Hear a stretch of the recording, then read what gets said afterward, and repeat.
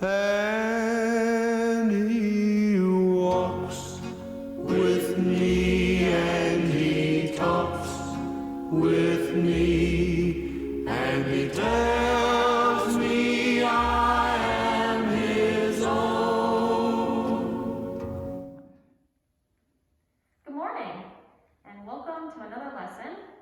Today we're going to be talking about the temptation of Jesus in the desert. So we're in the season of Lent now, and Lent is based off of this time of 40 days of Jesus in the wilderness. He goes into the wilderness to fast and pray, and then he faces temptations, and then he comes back out and he starts his ministry. So we'll be talking about that today, and we're excited to be in this season of Lent because it's a time for us to really focus in on what we're going to learn in Jesus doing today. So after Jesus had been baptized by John the Baptist in the waters, he was led by the Spirit into the wilderness to be tempted by the devil. And in the wilderness, he fasted for 40 days and 40 nights. While Jesus was in the wilderness, all these animals came to be with him and surround him during this time. And then the tempter came and said to him, "If you are the Son of God, command these stones to become loaves of bread." But Jesus answered, "It is written, one does not live by bread alone, but by every word that comes from the mouth of God." Then the tempter took him to the holy city and placed him on the pinnacle of the temple, which is right here, they're right here, saying to him, "If you are the Son of God, throw yourself down, for it is written, He will command His angels concerning you, and on their hands they will bear you up, so that you will not dash your foot against a stone." But Jesus said to him, "Again, it is written, do not put the Lord your God to the test." Finally, the tempter took him to a very high mountain and showed him all the kingdoms of the world and all their splendor. And he said to him, "All these I will give you, if you fall down and worship me."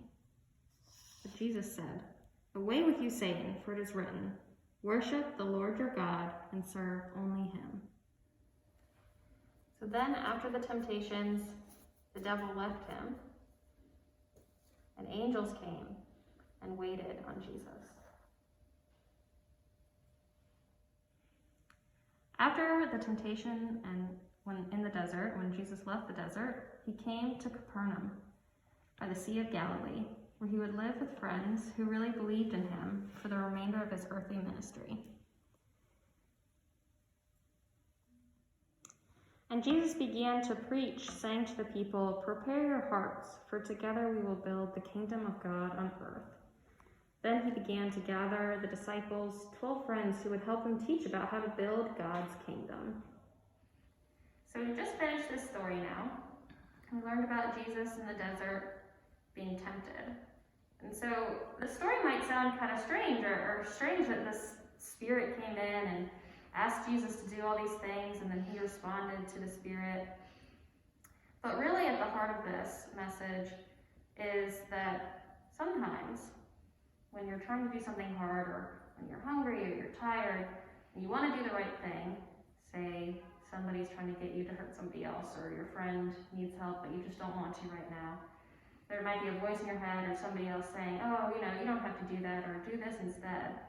But what we really need to do is to turn and look at the lessons that we've learned from our parents and from Jesus, from the lessons that we've heard here, to remind us of the right thing to do. And that's what Jesus does in this story too.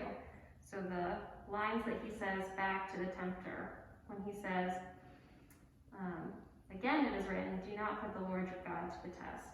So this is a line from the Old Testament, and Jesus knows this story, he knows this line, so he's able to respond to the tempter with God's words and say, no, it's not about what you're saying, it's about what God says and asks me to do. And so we can listen to this story and remember that. We can remember, okay, what are the lessons that we learned? What is the lesson that we learned about the man on the road who had been hurt, and the other man came and helped him. The Good Samaritan can learn that we need to help our neighbors, even when sometimes it's easier to just look away. And that would be a temptation of saying, oh, I don't really want to have to get involved, so I'm just not going to acknowledge that or look away from it. So Jesus tells us, no, instead let's listen to God and help each other out and do what's right.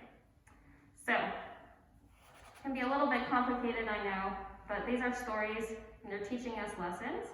And so for the next 40 days of Lent, this is kind of the lesson that we should hold in our hearts of there'll be lots of things in life to try and tempt us to do something that's not right, but we can always return to Jesus and he'll show us the way.